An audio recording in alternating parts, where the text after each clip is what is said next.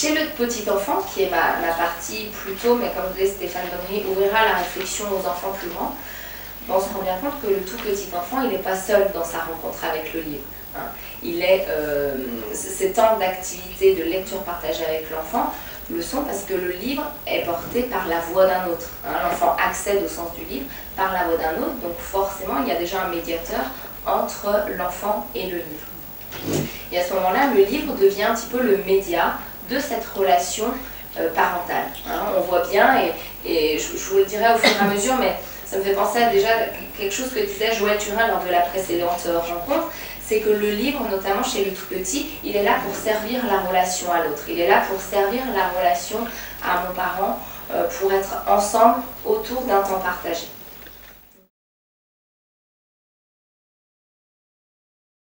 Donc dans ma recherche, il a été intéressant de voir que finalement, plusieurs profils de parents existent dans la rencontre du tout petit avec le livre. Alors je parle du tout petit, mais on peut faire l'hypothèse que ces profils de parents peuvent aussi continuer plus tard, même si pour le moment il n'y a pas d'études dans ce sens-là, mais en tout cas c'est intéressant de se questionner aussi sur cette place-là du parent. Pour le parent, le livre va avoir un statut différent en fonction de ce qu'il représente pour lui, pour le tout petit. Pour certains parents, avant 3 ans, le livre est uniquement un objet, comme peuvent l'être les autres jeux à disposition de l'enfant, à manipuler. Donc avec très peu de temps de lecture partagée, très peu de temps d'échange autour du livre, et l'enfant étant laissé seul dans son exploration avec le livre. Pour d'autres parents, cet objet-là du livre est au contraire un livre uniquement porté par la rencontre qu'il suscite. Donc il existe uniquement dans les temps de lecture partagée et l'enfant ne peut à ce moment-là utiliser le livre comme objet. Il ne peut pas le manipuler seul, il ne peut pas le mordiller, le jeter, entrer en contact avec lui. Donc le livre est essentiellement porteur d'une relation. Et pour d'autres parents, le livre jeunesse, dès le plus jeune âge de l'enfant, a déjà une valeur de support d'apprentissage. Il est déjà là pour apprendre des choses à l'enfant, pour apprendre des choses liées à l'entrée dans la lecture-écriture ou pour développer le vocabulaire, ou en tout cas le livre a déjà une valeur didactique. Et on voit bien déjà comment déjà ce statut qui est reconnu au livre par le parent va modifier aussi la manière dont le tout petit va rentrer en relation avec le livre. Alors là vous dites peut-être, oui, mais nous en tant que bénévoles finalement on n'en est pas là, mais si, parce que vous ouvrez aussi, vous avez vous-même un statut que vous reconnaissez au livre, et vous ouvrez aussi la lecture en fonction de ce que vous y mettez derrière, mais on en reparlera. Donc il est intéressant de se questionner justement sur le rapport au livre et à la lecture chez le parent aussi. Est-ce que le lecteur, alors parent, mais ça peut être autre interlocuteur, est-ce que le livre pour lui est vécu dans une relation de plaisir, avec le plaisir de lire? J'imagine que ceux qui sont dans cette salle-là, si vous êtes en tout cas bénévole pour les faire lire, c'est qu'il y a un plaisir de lire, mais on voit bien que chez certains parents, ce plaisir-là n'est pas toujours présent et peut au contraire se modifier et plutôt ressembler à une inquiétude, un rejet, avec un rapport au livre parfois un petit peu fragile. Donc c'est intéressant déjà d'avoir aussi cette idée du parent quand on a l'enfant en face de nous. C'est-à-dire que l'enfant qu'on a dans nos temps de lecture partagée, il a un parent derrière avec son propre rapport à la lecture pour lui et son propre rapport à la lecture jeunesse.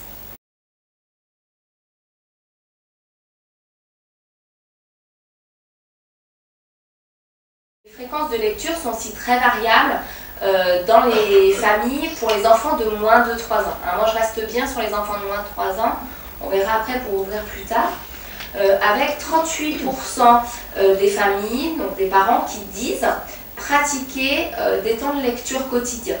Ces temps de lecture quotidiens sont essentiellement portés par des rituels au coucher pour la moitié des situations, la moitié des cas. C'est souvent la lecture le soir avant que l'enfant dorme, donc avec du coup des livres qui sont à ce moment-là positionnés dans un temps très affectif. Mais il est intéressant de noter que 23% des familles déclarent ne jamais lire de livres à leur tout petit. Donc pour près d'un quart des enfants de moins de 3 ans, même s'il y a quelques livres dans l'environnement familial, les pratiques de lecture sont absentes. On voit bien aussi que pour cette tranche d'âge, 9,3% des familles déclarent n'avoir aucun livre jeunesse dans leur environnement familial. Donc on voit bien aussi la part que nous avons, nous, dans cette première rencontre entre l'enfant et le livre. Voilà. Après, plusieurs variables peuvent interagir dans ces pratiques-là, et notamment l'âge de l'enfant. C'est-à-dire que quand on interroge les parents sur la raison qui fait qu'il n'y a pas de pratique de lecture, la raison principale qui ressort, c'est qu'il est trop petit. Il est trop petit pour qu'on lui lise des livres. Il est trop petit pour du coup qu'on commence ces pratiques-là. Et souvent, plus du coup l'enfant grandit, plus des pratiques de lecture commencent à se mettre en place à la maison. Donc c'est intéressant de s'interroger sur ça parce qu'on voit bien comment un tout petit dès 6 mois peut être très très intéressé par la lecture, très intéressé par la sonorité du texte, très intéressé par la posture du lecteur à ce moment-là. Mais en tout cas, voilà, je trouve que c'est intéressant d'avoir ça en tête pour se dire que justement, il y a une famille derrière l'enfant, il y a des pratiques derrière l'enfant, il y a des parents derrière cet enfant-là, avec des choses très variables. Il est intéressant de replacer vraiment l'enfant au centre de ce questionnement pour trouver un sens. Mais l'intérêt pour l'enfant à ce moment-là, ça va être du coup d'augmenter ces temps de fréquence de rencontre autour du livre. De pouvoir du coup transmettre quelque chose de nos pratiques aux parents. Alors ça peut être ne serait-ce que par les informer que leur enfant bénéficie de temps de lecture partagée, transmettre une bibliographie des livres qui ont été lus aujourd'hui, proposer un prêt de livres qui va passer de l'école ou de la crèche à la maison, mais en tout cas sensibiliser le parent pourrait permettre du coup une mise en place de temps de lecture. Et l'intérêt pour l'enfant de ces temps d'activité partagée, c'est qu'il va permettre plusieurs choses. Donc en termes de développement socio-cognitif, il va permettre l'augmentation du vocabulaire, il va permettre la favorisation de la conscience phonologique et la différenciation écrit-dessin. Donc ça s'opère aux alentours de 2 ans. L'enfant fait une différence entre l'écrit et le texte. Je ne sais pas si vous avez déjà fait cette expérience-là pour ceux qui font des lectures en crèche, mais à un certain niveau de leurs compétences, les enfants focalisent uniquement sur la page d'image. C'est-à-dire qu'on peut tourner les pages, ils ne regardent plus la page de texte, comme s'ils ont compris à ce moment-là que pour le moment, cette page de texte, elle leur est inaccessible. Alors c'est plus compliqué quand le texte est dans l'image, quand c'est moins différencié, mais en tout cas c'est intéressant de voir que l'enfant déjà sent qu'à cet instant-là, il va focaliser son attention sur l'image. Ces temps de lecture aussi que vous pouvez partager avec les enfants vont favoriser le processus d'imitation. Le processus d'imitation et de l'enfant qui va vouloir lire, mais peut-être du parent qui est présent là, qui va pouvoir faire l'expérience du plaisir. Plaisir que vous ressentez et plaisir que l'enfant peut ressentir à cet instant-là. Le parent qui peut être inclus dans cette relation entre l'enfant et le livre va pouvoir travailler sur son sentiment de compétence parentale. Si moi aussi je peux partager des temps de lecture à mon tout petit de 6 mois, alors que je pensais qu'il était beaucoup trop jeune, ça me permet aussi de travailler ce sentiment de compétence et de favoriser des temps de relation entre l'enfant et son parent. Donc ça permet l'instauration de temps partagés basés sur le plaisir. On voyait bien la place du plaisir par rapport à ces différences de statut. Le plaisir dans la rencontre avec le livre, c'est une des notions qui paraît les plus essentielles aussi pour pouvoir avoir tous les bénéfices de ces temps de lecture.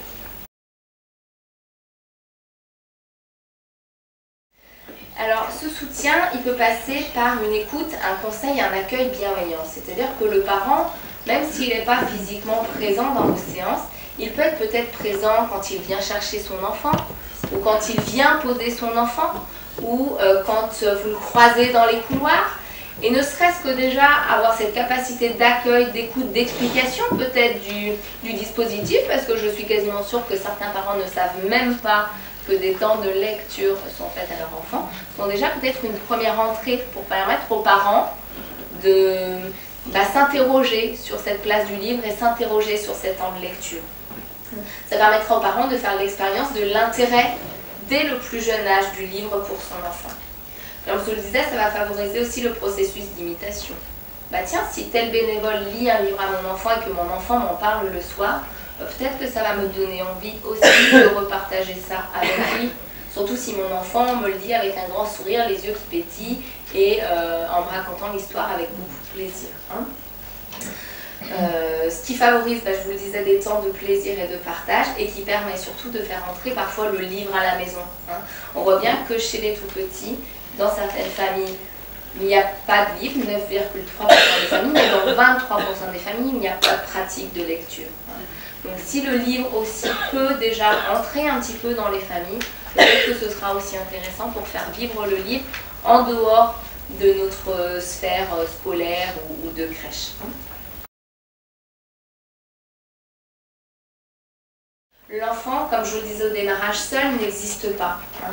Il existe parce qu'il a un parent qui est là symboliquement, qui n'est pas toujours là en présence, mais en tout cas qui colore déjà le vécu de l'enfant autour du livre. Hein. L'enfant arrive déjà avec des choses vécues autour du livre jeunesse. Et que la lecture partagée se fait avec l'enfant vraiment comme acteur à part entière de ce processus-là. Ce n'est pas une lecture offerte à l'enfant. C'est vraiment parce qu'on considère l'enfant comme une entité à part entière qu'on va pouvoir créer une relation vraiment de confiance et d'échange. Dans une lecture, elle parle de lecture individualisée dans le groupe. Alors quand elle parle de lecture individualisée, ce n'est pas des lectures seules, hein, ce n'est pas un enfant plus un lecteur bénévole, mais c'est la capacité, votre capacité en tant que lecteur bénévole, de faire vivre chaque enfant, chaque individuel seul, c'est-à-dire que par le regard, en regardant chaque enfant individuellement, par un sourire, par un accueil bienveillant, par une attention, même ce tout petit qui pendant le temps de lecture part loin faire du toboggan parce que voilà, il a besoin de passer par le corporel, c'est lui montrer qu'on le voit quand même. Hein. Donc c'est ce qui permet aussi, cette lecture individualisée en groupe, de travailler sur ce relationnel avec l'enfant, avec du coup un livre de qualité. Hein. Joël Turin insiste beaucoup aussi sur le fait que les lectures du coup partagées avec les enfants se font sur des livres de qualité. Une question avait été posée en disant comment je choisis finalement le livre. Et comment je choisis le livre, c'est peut-être en se reconnectant avec notre lecteur enfant qui est encore en nous. C'est-à-dire qu'en lisant un livre, il faut être sensible à l'émotion qui nous fait ressentir. Sensible à l'image, au graphisme, à l'écriture, parce que l'enfant, tout petit, a vraiment une conscience de l'esthétique. Donc s'ouvrir à nos émotions, le livre n'est pas là pour faire passer des messages, elle le dit bien. Le livre, il est là pour faire vivre des émotions. Et qu'au final, c'est l'enfant qui a ce pouvoir de choisir le livre, de choisir de répéter tel livre, ou de choisir en tout cas d'être plus ou moins acteur de ce temps-là. Le tout petit qui regarde l'image qui est fixée là, il va de fait orienter son attention sur l'image, mais il sait bien que le texte qui est porté est lu par la personne derrière, parce qu'il y a une permanence aussi du texte. C'est-à-dire que ce qui est intéressant, c'est de faire l'expérience que, en crèche, que c'est une pratique qui en crèche devient maintenant de plus en plus courante, et que ce soit tel ou tel professionnel qui raconte cette histoire-là, la permanence du texte est quand même observable par l'enfant. Donc il y a quand même un rapport image et texte qui est lu à cet instant-là. Donc ça peut déjà sensibiliser quand même à la littérature, mais il ne faut pas chercher de toute façon chez les tout-petits à vouloir absolument familiariser l'enfant avec l'écrit. Il le fait, il n'a pas besoin de nous. C'est-à-dire que le tout-petit, quand il nous voit écrire une liste de courses, il se familiarise déjà avec l'écrit. Quand il le voit écrit, je ne sais pas, on a un Monoprix en face, il va très vite comprendre que là, il y a quelque chose qui marque un code qui, pour l'instant, ne lui est pas accessible, mais ça permet déjà de comprendre le code écrit et d'entrer dans l'écrit. Hein. Donc je dirais que toutes ces pratiques-là qui permettent quand même de travailler sur la culture de l'histoire, la culture du conte, permettent quand même aux tout-petits d'entrer dans ce temps-là de l'histoire. Le livre, il peut aussi aussi avoir cette valeur-là d'objet. C'est-à-dire qu'on s'est rendu compte chez des tout petits qui, au démarrage, étaient plutôt désengagés de ces temps de lecture partagée. Si on leur permettait à un moment donné d'être dans l'exploration du livre, de le mettre à la bouche, de tourner les pages, de mimer l'activité de lecture, de le jeter, de le reprendre, de le mâchouiller, de le déchirer, je sais que des fois ça fait un peu rager, mais de le déchirer, ça peut être une première étape qui lui permet déjà de construire cet objet-là pour après y prendre plaisir dans une lecture partagée. Quand l'enfant n'est pas en capacité, là c'est vraiment le tout petit, hein, quand il n'est pas en capacité déjà de construire l'objet en tant que tel matériellement, c'est compliqué pour lui, pas pour tous, hein, mais pour certains, d'accéder après vraiment à la lecture partagée qui peut en être faite. Donc ce qui peut être intéressant vraiment chez les tout petits, c'est d'alterner aussi avec des temps de lecture partagée, avec des temps de manipulation sous l'œil de l'adulte, qui peut aussi apporter des choses à cet enfant-là à ce moment-là, mais permettre à l'enfant de manipuler. Ce qui est intéressant, c'est le livre, mais c'est surtout comment c'est accompagné. C'est-à-dire qu'un livre amené dans les familles, si la famille n'en est pas forcément là, quelle place va avoir cet objet-là? Finalement, de votre rôle à vous en tant que bénévole, et qu'il est peut-être là justement, qu'il est peut-être là pour faire rentrer certains livres à la maison. Alors peut-être pas physiquement, mais ne serait-ce que dans le discours. Maman, aujourd'hui à l'école, eh ben, je sais pas, Dominique, elle est venue sur le temps de pause et on a lu un livre. On a lu tel livre et c'était super bien, j'ai vraiment adoré l'histoire. Et c'est peut-être comme ça aussi que le livre peut prendre une place à la maison, et que je dirais que l'intérêt, c'est peut-être pas en nombre de livres. Alors je sais pas aux États-Unis comme c'est fait et comment c'est accompagné, mais je trouve que ce qui est très intéressant, c'est comment on accompagne ces familles à la sensibilisation du livre chez le tout petit, et comment on peut, les intermédiaires, que ce soit la crèche, que ce soit l'assistante maternelle par le biais des relais d'assistante maternelle qui peut après les aider, les former, mais c'est comment tous les intermédiaires qui interviennent peuvent à ce moment-là aider. Alors j'allais dire aider, mais je n'aime pas du tout ce mot-là, en fait, accompagner les familles dans la rencontre avec le livre, notamment chez le tout petit, parce qu'on le voit bien chez les 4-8 ans, cette sensibilisation, je dirais qu'elle est faite. On sait entre 4-8 ans que le livre, il est important. On le sait avec plein de guillemets, mais en tout cas, voilà, il y a une préoccupation qui n'est peut-être pas présente chez les moins de 3 ans.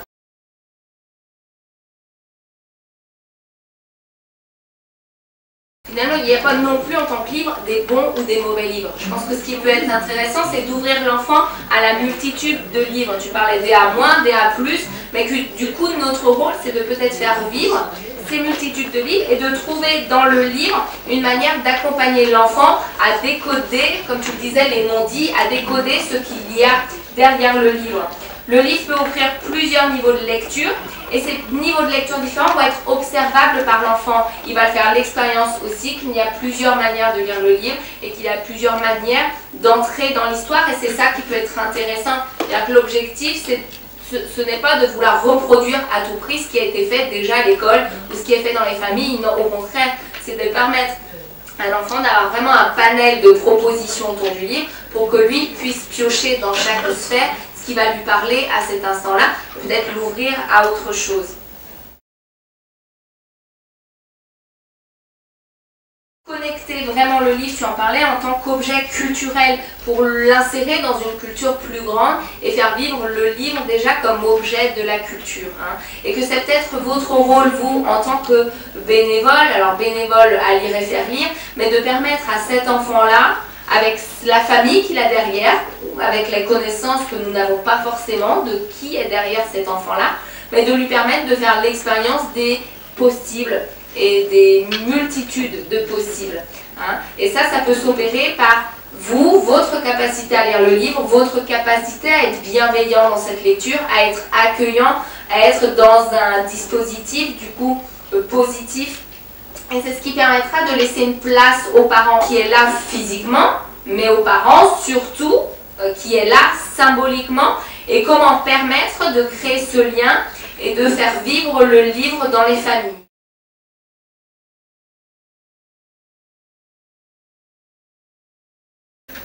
Là, je vais présenter des recherches sur les familles. que j'ai conduite seule, j'ai conduite seule. Mais ce que je vais vous présenter sur les familles fait partie d'un programme de recherche plus complet sur les albums de littérature de jeunesse entre 4 et 8 ans et sur leurs usages dans différents milieux de socialisation. Alors en fond de salle, il y a une doctorante, Sarah Gisquet, qui travaille sur l'utilisation de ces mêmes albums en centre de loisirs. Il y a une recherche à laquelle je participe avec des collègues sur les utilisations des albums en classe, je vous en dirai un tout petit mot tout à l'heure. Une autre recherche avec des collègues sur l'usage des albums dans les médiathèques. Et donc on essaie de regarder dans les différents endroits que fréquentent les enfants de cet âge qu'on appelle à tort l'entrée dans l'écrit, parce que je crois que ce que Sophie vient de présenter montre qu'on rentre dans l'écrit bien plus tôt que la tranche d'âge où l'on croyait auparavant que les enfants rentraient dans l'écrit. Mais bon, c'est une autre entrée dans l'écrit, on va le voir, ça dépend de ce qu'on appelle lire en fait. Mais quand même dans la tranche, surtout 5-7 ans, mais si on élargit un an avant, un an après, parce qu'avec les enfants c'est jamais au quart de poil un mois après, il y a quand même quelque chose de particulier qui se joue dans l'appréhension du code graphophonétique. Bien sûr, lire, ce n'est pas que déchiffrer les textes, mais ça passe aussi par là. Et donc, alors qu'auparavant, lire, ce n'est pas ça. Voilà. Et après, la place du texte prend, non pas une dimension exclusive, mais prend une place encore plus importante. Donc, voilà. Donc, cette tranche de 4-8 ans a une spécificité qui évidemment est largement préparée. J'en dirai, je ferai le lien avec l'intervention précédente, que je trouve très intéressante, qui est largement préparée par ce qui s'est passé avant dans les milieux de socialisation. Mais donc voilà, ce que je vais donc vous présenter, c'est en mettant le focus sur la socialisation dans les familles, avec des aspects d'une recherche quantitative. Si je le dis très trivialement, c'est qui possède quels albums à la maison selon différentes caractéristiques des familles. Je conduis des travaux principalement en orientation sociologique, c'est-à-dire en essayant de voir les différences sociales. Voilà. Donc là, on intègre aussi la question garçon-fille, mais je ne vais pas vous en parler ce matin, sauf à la marge. Et une recherche qualitative qui a été réalisée, notamment les retranscriptions d'entretien grâce au soutien financier de l'UNAF, qui va davantage porter vers pourquoi ce sont ces albums-là que les familles choisissent pour les avoir à la maison, soit qu'elles les achètent, soit qu'elles les empruntent, et pourquoi elles les utilisent de cette façon-là, parce que, au risque de vous surprendre, une fois qu'on a dit qu'il y a des familles qui lisent, ben on ne sait pas grand-chose sur ce qu'elles font, parce que lire peut vouloir dire des choses, mais vraiment très différentes dans les familles, comme on a commencé à le voir à l'instant. Je vais être à fond contre tout discours qui dira que c'est la faute des familles. Les familles font ce qu'elles peuvent. Beaucoup d'entre elles ont été privées de faire des études longues. On ne va pas leur reprocher de ne pas être des familiers de la culture cultivée. Voilà. Elles font ce qu'elles peuvent, et c'est déjà beaucoup vu les situations dans lesquelles un certain nombre d'entre elles sont. Donc ces différences entre familles, elles deviennent des inégalités culturelles quand on entre à l'école. Elles deviennent des inégalités culturelles si les pouvoirs publics, les organismes, qu'ils soient bénévoles ou autres, n'arrivent pas à finalement apporter autre chose à l'enfant que ce qu'il connaît dans la famille pour, je vais vous le montrer, aujourd'hui il y a différentes sortes de livres qui incitent à développer différentes manières de lire. Et au fond, ce que je crois que des militants de l'éducation populaire, de l'éducation en général, etc., ce dont ils doivent s'emparer, ce n'est pas d'imposer une seule façon de lire. C'est de montrer qu'il y a une palette de façons de lire, et dans l'idéal, ce qui serait bien, c'est que les enfants fréquentent des milieux de socialisation où ils apprennent à développer, à construire des façons de lire qu'ils n'ont pas dans leur famille, qu'ils n'ont pas à l'école, qu'ils n'ont pas avec des bénévoles, etc. Et qu'on ait l'éventail des possibles dans son cursus. Il me semble que plutôt que de dire « Ah, l'école, ils lisent de telle façon », non, l'école lit de façon scolaire. Je vais insister, c'est important. Là, la famille, on n'est pas là pour faire l'école, même si on voit trop de familles qui font l'école. Voilà. C'est plutôt si on parle de complémentarité, c'est pas pour que tout le monde fasse la même chose. Voilà. Et donc, justement, quels sont ces éventails de possibles et ce déplacement des inégalités, eh bien, il faut prendre conscience que, y compris quand on parle d'inégalité, on ne parle pas de la même chose aujourd'hui que ce dont on parlait il y a 70 ans.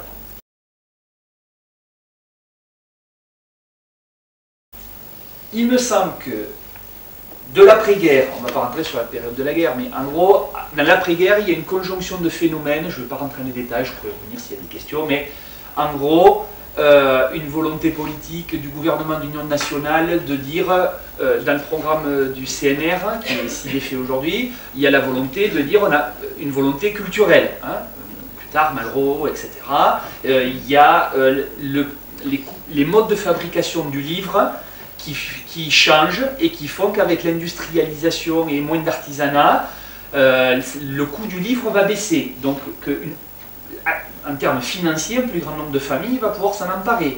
Il y a aussi le fait qu'après-guerre, qu'on bénéficie de 70 ans de scolarisation, non j'exagère, 60 ans de scolarisation en France depuis les lois de la Troisième République, et donc, mine de rien, des gens qui ont un niveau certificat d'études, ont une plus grande familiarité avec le livre, qui vont lire à leurs enfants. Bon, il y a un ensemble de phénomènes petit à petit dans lesquels je pourrais rentrer qui font que, finalement, il y a le début des usages du livre un peu plus large dans l'après-guerre et des politiques volontaristes de développement d'un réseau de bibliothèques bénévoles ou professionnels, notamment les collectivités territoriales, vont développer un réseau de bibliothèques qui fait des jaloux dans d'autres pays du monde. On dit souvent bien du mal de notre pays, mais quand même.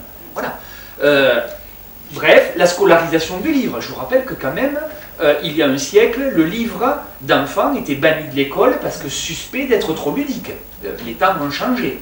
Hein, on y préférait des extraits de textes choisis pour être pas trop ludique, éveiller la conscience, édifier l'enfant, voilà, etc.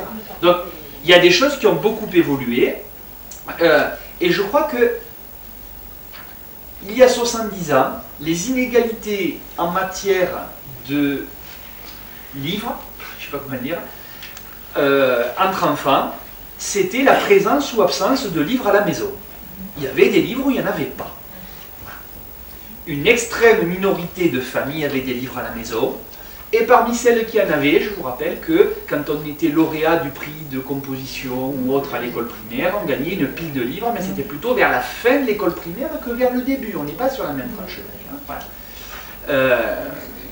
Et c'était donc des livres qui n'étaient pas forcément toujours achetés par les familles. Hein, donc, mais le livre est rentré dans les familles, petit à petit.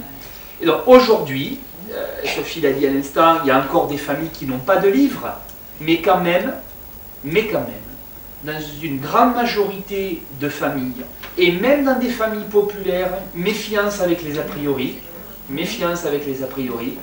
on trouve plus de livres que ce que les professionnels du livre ne le pensent, puisque la plupart des médiathèques, des projets médiathèques sont aller vers les publics éloignés du livre, ce qui est quand même, il faut quand même le conserver, parce qu'il y a toujours des familles qui n'ont pas de livre à la maison, donc il ne s'agit pas de l'abandonner. Mais enfin, si on croit qu'une famille populaire égale pas de livre à la maison, on se met le doigt dans l'œil. Hein, moi, j'ai beaucoup fait enquêter des étudiants dans des familles, parce qu'un sociologue ne rentre pas facilement dans une famille de diplomates. Hein, alors qu'une babysitter de l'université, elle dit, bon, on a un devoir à faire pour le prof, tu veux bien que... Et là, ça passe. Pareil, pour dans un foyer sonacotra, c'est pas si simple d'y rentrer. Vous savez qu'en théorie, il n'y a pas de famille. Il y a des bébés, il y a tout. Donc, il y a des étudiants qui ont recueilli des données dans des foyers sonacotra où des parents gardaient comme une relique un petit ours brun rangé sur une étagère à l'abri de la marmaille qui abîmerait tout et le sortait vraiment dans des occasions spécifiques, avec une grande valeur accordée à cet objet. Donc, ça ne veut pas dire qu'il faut arrêter les efforts pour mettre en contact le livre et l'enfant, il y a encore du boulot, mais je crois que cette bataille est en passe d'être gagnée dans notre pays si les efforts en matière de politique culturelle persistent, ce qui n'est jamais acquis. Et il me semble que, par contre, on aurait tort de se contenter de dire, mais finalement, le boulot est fait, on a amené, grosso modo, le livre à l'enfant, et abracadabra. Les inégalités se sont en partie déplacées, non plus de la question présence-absence, mais vers le type de livre que les enfants ont dans les mains, et vers la question des différences, qui peuvent s'avérer par la suite des inégalités, des différences dans les manières d'utiliser les livres. Sophie a commencé à en parler pour les petits-enfants. Avoir un livre et le laisser à disposition de l'enfant. Avoir un livre et finalement ne pas permettre à l'enfant de l'utiliser seul et toujours être en position un peu professorale de lecteur. Avoir le livre et partager et alterner. Tiens, je t'ai raconté l'histoire, à toi de te la... Il y a une multiplicité de façons d'utiliser le livre. Et je ne dis pas qu'il faut enseigner aux familles à utiliser le livre. Je pense qu'on perd un peu notre temps. Qu'on leur montre des exemples et qu'elles s'en saisissent, oui. Mais pas faire la police des familles. Il y a des bibliothécaires, il y a des animateurs, il y a des bénévoles. Envisageons une diversité de rencontres de l'enfant avec différentes manières de lire. Voilà. Il y a eu beaucoup d'actions sur le livre. Il y en a quand même eu sur la lecture, je ne veux pas être injuste, mais je pense qu'il y a peut-être à déplacer l'effort du livre vers la lecture. Voilà. Ces albums compliqués, on ne peut pas attendre que la médiation envers ces objets soit assurée par les seules familles. Ça veut dire qu'il faut que les enfants rencontrent d'autres manières d'utiliser ces mêmes albums ailleurs, notamment à l'école, si l'enseignant pousse les familles à s'abonner. Parce que c'est formateur pour un enfant de voir qu'un même livre peut être lu différemment par des adultes différents.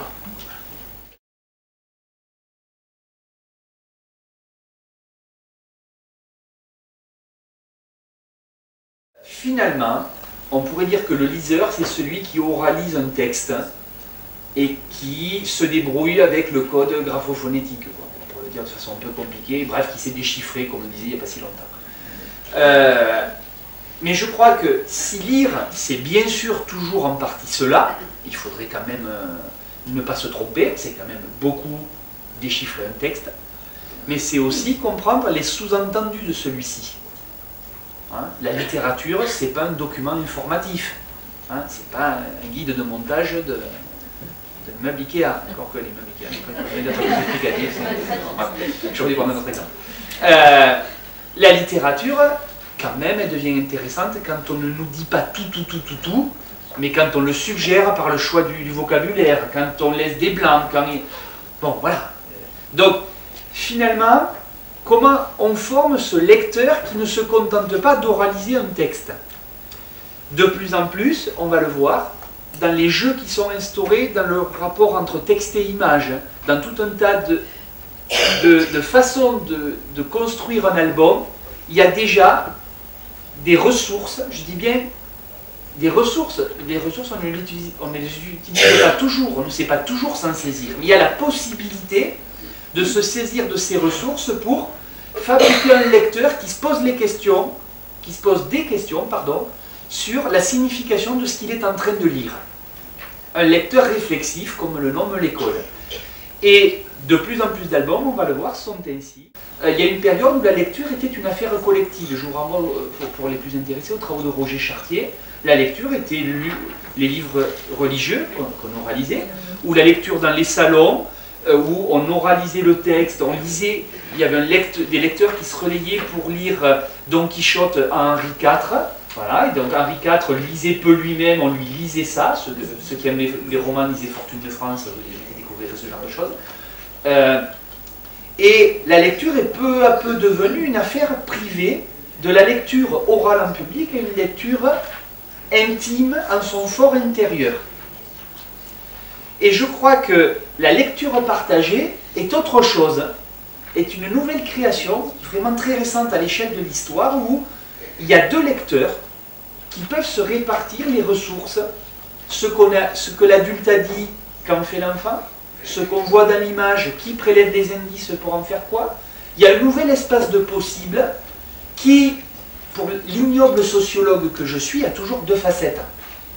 Parce que forcément, le professionnel du livre, le bénévole, va se dire, et il a raison, sauf que pour moi c'est incomplet, c'est pas faux, c'est incomplet. plaît. Il a raison de se dire, c'est formidable, il a des espaces créatifs, des jeux possibles pour l'imaginaire, pour l'expression de l'enfant. Je sais que mes collègues littéraires produisent beaucoup ce genre d'analyse et je leur emprunte beaucoup de leurs outils. Oui, mais c'est formidable à condition que ça soit possible. Et le sociologue Caspier, c'est un pléonasme, un sociologue Caspier, sinon on n'est pas sociologue, dit, ben, d'accord, mais à quelles conditions c'est possible? Voilà. Quelles sont les conditions de ces possibilités? Est-ce que tout le monde en dispose? Est-ce que ça ne dépend pas un peu de nos trajectoires scolaires et culturelles? Finalement, j'ai été voir du côté des 4-8 ans pour plusieurs raisons. D'abord parce que c'est la période dans laquelle il est admis, même si on sait, nous, que c'est pas vrai, et que vous le savez au moins depuis quelques minutes, en ayant écouté Sophie, mais vous le savez déjà, que c'est pas seulement quand on commence à rencontrer des lettres et à demander à reconnaître des lettres qu'on entre dans l'écrit, il est admis pour la majorité de la population que c'est l'âge par excellence dans lequel on rentre dans l'écrit. Et d'ailleurs, les statistiques des bibliothèques montrent parfaitement que c'est l'âge auquel les enfants de chaque ville sont le plus abonnés, enfin ils ont la carte de la bibliothèque, inscrits à la bibliothèque. Et c'est l'âge auquel les parents lisent le plus d'histoires aux enfants. Donc il y a quand même une croyance collective qui n'est pas qu'une croyance, qui fait que les familles sont particulièrement mobilisées sur la lecture à cet âge-là. Ça veut dire que pour un sociologue qui se dit stratégie, comment je vais pouvoir étudier de façon rentable et efficace avec le temps dont je dispose, la façon ou les façons dont les familles initient, socialisent, choisissez le terme que vous voulez, les enfants à des manières de lire, ben, voilà une tranche d'âge où je risque de trouver davantage de familles, où je vais trouver des familles dans une diversité sociale plus grande, alors que lire à des nourrissons, ça reste quand même d'abord un truc de classe moyenne. Pas seulement, mais principalement. Accompagner la lecture des plus grands et des ados, une fois que l'enfant lit tout seul, ça n'est pas encore aussi répandu de parler dans des moments diffus. Et t'en penses quoi? Et tiens, je l'ai lu aussi, et qu'est-ce que t'en penses? Lire les livres que lisent les ados pour pouvoir en parler, je vous assure que c'est pas une pratique aussi répandue que lire un album entre 5 et 7 ans. Voilà. Donc, pour le sociologue qui s'intéresse à la formation du lire, c'était stratégiquement, c'était mon choix. En tout cas, mon choix, c'était prétentieux, c'était mon choix. Ensuite, comme c'est un moment où on lit ensemble, stratégiquement, mon choix, c'était de regarder, d'avoir un moment observable facilement. Est-ce que vous pouvez lire devant moi, tout simplement comme vous faites d'habitude? Alors que chez les plus grands, moi je vois bien, j'ai une fille qui est en seconde, un garçon qui est en CM2. Le moment où on discute du livre, ben, il n'est pas inscrit dans l'emploi du temps, alors que le moment où on lit l'album, dans les familles, il y a des habitudes. On sait à quel moment il vaut mieux que je vienne, dites-moi. Voilà. Là, on en discute parce que l'occasion se présente, range ta chambre, c'est le bazar, tiens, on tombe sur le livre, tiens, au fait, qu'est-ce que tu en penses? Comment prévoir ça pour l'observateur? Sans arriver à dire, parlez-moi du livre, ça fait très artificiel. Vous voyez, pour arriver à recréer des conditions naturelles, parce que ça n'est évidemment pas naturel, c'était plus simple. Et donc, ce que je cherche à comprendre, finalement, c'est comment se construisent, à cet âge-là, des dispositions lectorales, si je le dis plus simplement, des dispositions à la lecture. Est-ce qu'il n'y a pas là l'occasion de découvrir comment l'on forme un certain type de lecteur plutôt qu'un autre type de lecteur dès le plus jeune âge?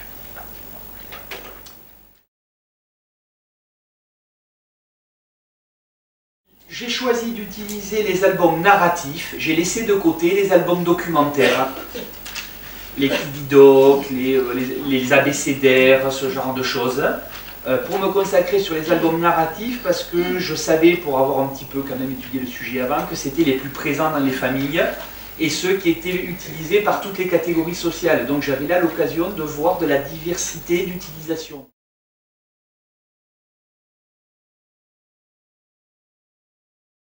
Qui m'intéresse parce que je viens quand même d'abord de la sociologie des inégalités scolaires, ce sont les activités intellectuelles. C'est qu'est-ce qui se passe dans la tête et pas seulement les questions d'identification. Parce que je suis désolé, il y a quand même un truc qui bug. Je vais le dire un peu crûment. L'image des filles est dévalorisée par rapport à l'image des garçons dans la littérature de jeunesse. Bon, on peut le tourner comme on veut, même si ça s'est quand même amélioré, il y a quand même ce constat. Or, les filles lisent plus. Donc on ne me fera pas croire que c'est seulement l'image qui est donnée, dans laquelle on peut se reconnaître, qui favorise, que c'est la seule explication, même si ça joue, que c'est la seule explication de ce que certains vont être davantage tentés de lire et pas d'autres. Voilà. Donc, à mon avis, il faut creuser un peu plus loin. Donc je me suis intéressé d'abord à l'activité intellectuelle, c'est-à-dire cognitive, le mode de raisonnement, et culturelle. Quelle activité culturelle on sollicite des enfants quand on lit tel ou tel livre? Vous allez voir que ça a l'air compliqué, mais finalement c'est pas si compliqué, je vous promets, je vais vous en dire dans un instant. Bref, alors que je suis sociologue et que je vais m'intéresser avant tout à la question qui socialement fait quoi avec ses enfants, je vais aussi prêcher le parti qui n'est pas souvent celui des sociologues en disant mais tout n'est pas dans le lecteur. Il y a une partie de la lecture qui est dans le livre. Il y a des albums avec lesquels on ne peut pas faire une lecture simple. Je vais y revenir, c'est-à-dire on ne peut pas oraliser le texte. Ça ne suffit pas pour avoir la signification de l'album, quel que soit le lecteur qui le lise. Donc, évidemment, je ne vais pas pencher du côté des littéraires qui, à mon avis, ont parfois le défaut de penser que tout est dans le livre. Et que des ressources du livre, on pourrait déduire les lectures possibles, à mon avis. Mais il y a articulé les deux, et tout n'est pas dans le livre, tout n'est pas dans le lecteur. C'est la rencontre des deux qu'il va falloir interroger.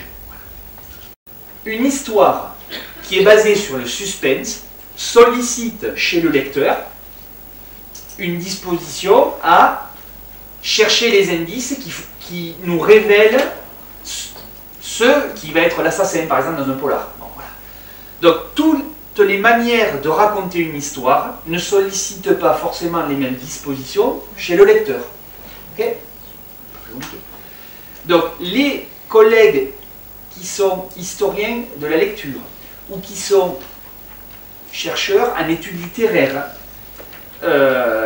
ou parfois certains psychologues de la lecture ont identifié plusieurs aspects qui avaient évolué. J'en ai retenu 3 pour exposer aujourd'hui, mais il pourrait y en avoir d'autres. Il y a notamment ce que certains appellent les états mentaux des personnages que je n'ai pas retenus. Par exemple, quelle est l'intention réelle de Roule-Galette et quelle est l'intention réelle du renard de Roule-Galette? C'est un élément très important pour comprendre l'histoire, parce que si on en reste à ce qu'ils nous disent, mon œil. Hein. Bon, voilà. Donc, on va ici retenir 3 critères. C'est, premier critère, la relation. Il faut mettre en relation les éléments de l'histoire, les éléments narratifs et la conclusion ou la morale. Parce qu'il n'y a pas toujours de morale, mais au moins la conclusion. Si la conclusion elle n'est pas donnée, il faut bien la formuler. Est-ce que tout le monde est outillé pour formuler les non-dits? Pour compléter ce que Umberto Eco, qui n'a pas écrit seulement Le nom de la rose, mais qui est un grand théoricien de la littérature, dit il y a des livres qui laissent des blancs, et le travail du lecteur, c'est de combler les blancs du texte. Formidable, mais est-ce qu'on a formé tout le monde pour combler les blancs du texte?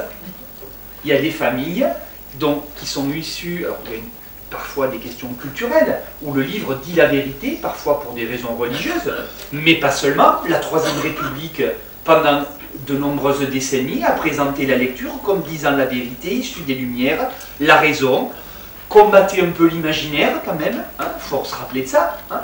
Il y a des grands psychologues français, Vallon, qui disaient ces livres, je suis fan de Vallon, mais par ailleurs, ces livres de l'imaginaire quand même, est-ce que ça ramène les pieds sur terre aux gamins à un âge où ils ont tendance quand même à rêver? Voilà. C'est une époque, la Troisième et la Quatrième République, où l'héritage des Lumières, qu'il faut défendre aujourd'hui, portait haut et fort l'idée d'amener les enfants vers la raison, mais peut-être cette volonté se traduisait par une suspicion vis-à-vis de l'imaginaire, du spontanisme chez l'enfant. Et je crois qu'aujourd'hui, on a peut-être un peu trop basculé vers le spontanéisme, en laissant l'enfant parfois se débrouiller pour tirer les conclusions de trucs, ou est-ce qu'on le guide suffisamment? Voilà. Ce que je vais vous montrer, c'est que on est passé de livres qui donnaient les conclusions clés en main, à des livres qui laissent l'enfant et son accompagnateur se débrouiller ensemble pour formuler des conclusions. Est-ce que tout le monde formule de la même façon les conclusions, fait de la même manière face à cette contrainte ou à cette ressource? Je fais exprès d'utiliser les deux. Réponse non. On va le voir. Deuxième critère, la relation texte-image. Ça, on a dû vous en bassiner parce que c'est quand même un truc qui est quand même maintenant largement dans le paysage. Donc des auteurs fort éminents comme Isabelle Nière-Chevrel ou Sophie van der Linden, mais je pourrais mettre une biblio de 4 ou 5 pages, sans me forcer. Voilà. Montre que finalement on est passé d'images qui illustrent le texte à un rapport beaucoup plus compliqué. Je vais vous le montrer dans un instant.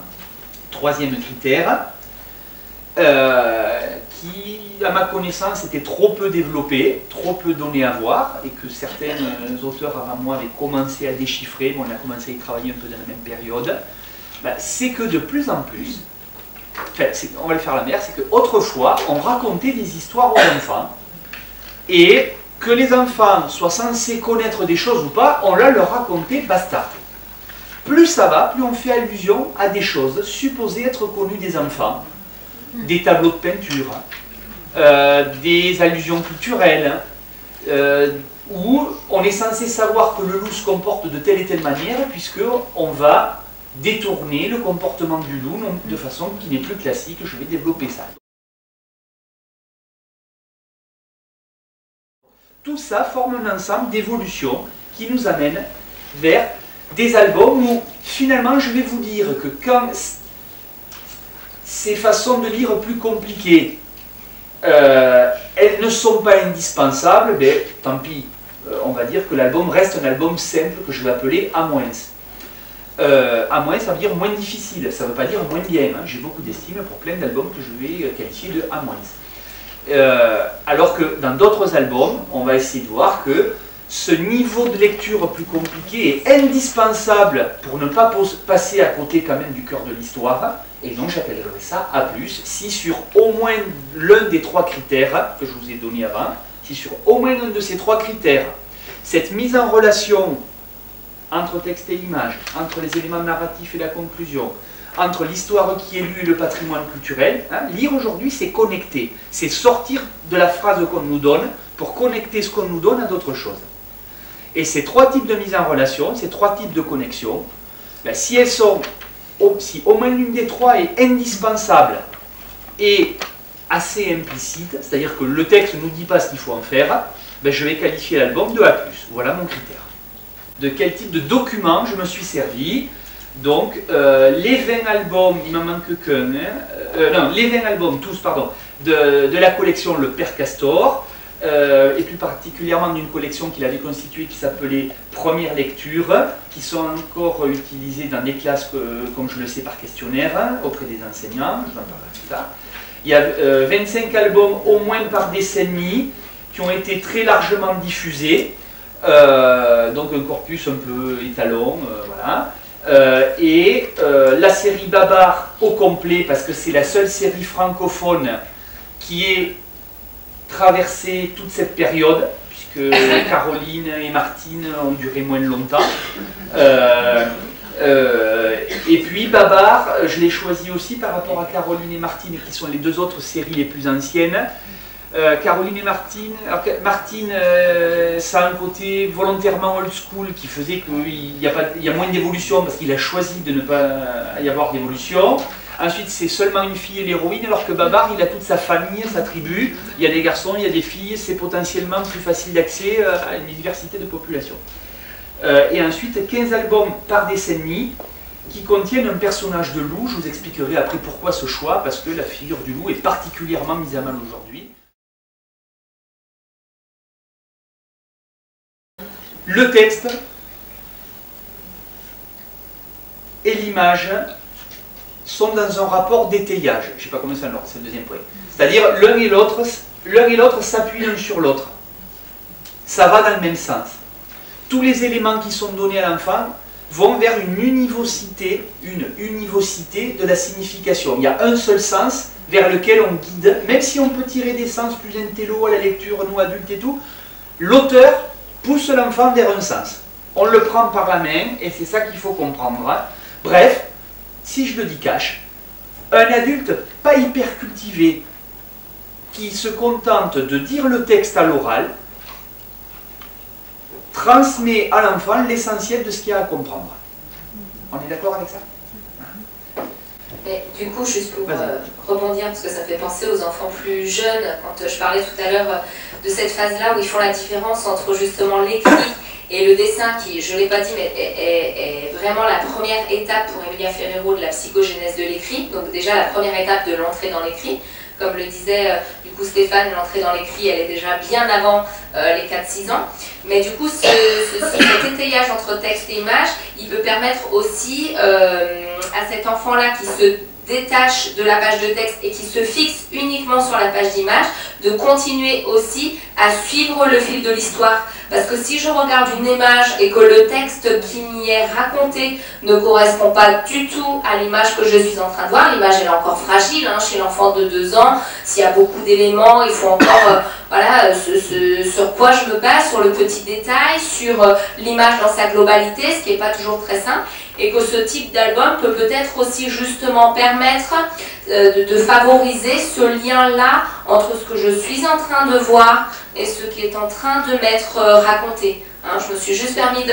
Parce que ça me fait vraiment penser à ça chez déjà les plus petits, chez les enfants de 2 ans. Et c'est pour ça que, même si je vais plaider pour que les enfants rencontrent aussi bien des A- que des A+, j'insiste sur le fait que ça ne doit pas disqualifier les A-, il faut en rencontrer, il faut construire la linéarité du récit avant de passer à des récits plus compliqués avec des retours en arrière, des machins. Il faut déjà avoir construit des choses plus simples pour passer à du plus compliqué, même si c'est pas l'un après l'autre, on peut lire des deux en parallèle, mais il faut des choses où on va le voir, elles soient bien installées.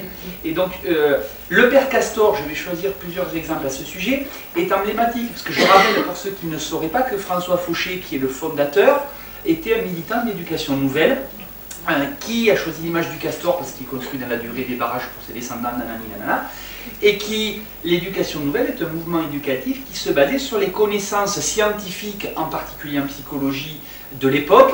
Et donc tous ces éléments, la difficulté de l'enfant à suivre un texte, et donc que l'image doit pousser vers le renforcement des significations du texte, etc. Donc après on est passé à d'autres étapes, on le verra, mais voilà. Ben, on a des choses similaires dans des choses comme Babar, et la première fois où dans la collection Babar, il apparaît une manière de raconter où le texte et l'image ne vont pas dans le même sens, c'est assez tardivement, déjà, c'est en 1961. Je vais vous lire le seul endroit où ça se produit dans cet album-là. Hein. Tous les albums qui ont été édités depuis 1930 ont un rapport texte-image répétitif. Là, toute la famille est maintenant dans le grand parc, à l'aide de pommes. Flore a pêché un poisson rouge. Ça va, on trouve sans difficulté. Dans le bassin, je le mettrai sur ma cheminée. Page de droite. Quant à Babar, assis sur une splendide tondeuse toute neuve, il rase les pelouses. Ça va, on s'en sort, on voit où il est. Arthur ramasse l'herbe coupée, et Zéphyr, point de suspension, fait des bêtises. Et là, le texte ne suffit plus. Donc il fait quoi, Zéphyr? À gauche, il grave son prénom sur un arbre. J'ai étudié page à page, recoin de page après recoin de page, toutes ces collections. C'est la première fois en 1961 que ce type de choses apparaît dans Babar. Et c'est pas très compliqué quand même. Hein, bon.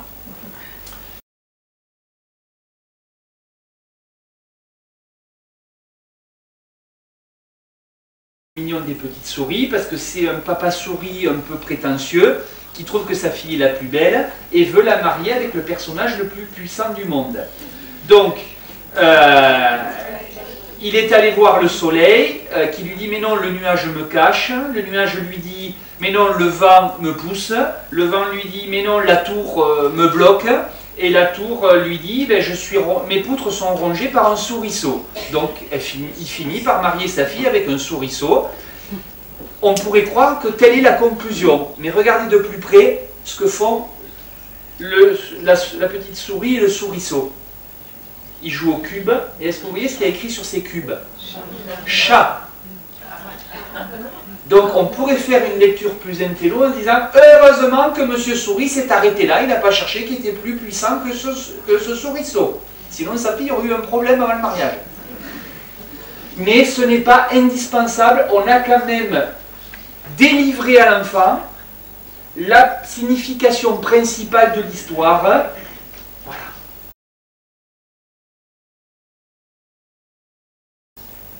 Dans le Père Castor, on peut faire des lectures plus complexes, mais elles ne sont pas indispensables. J'adore cet album qui est la plus...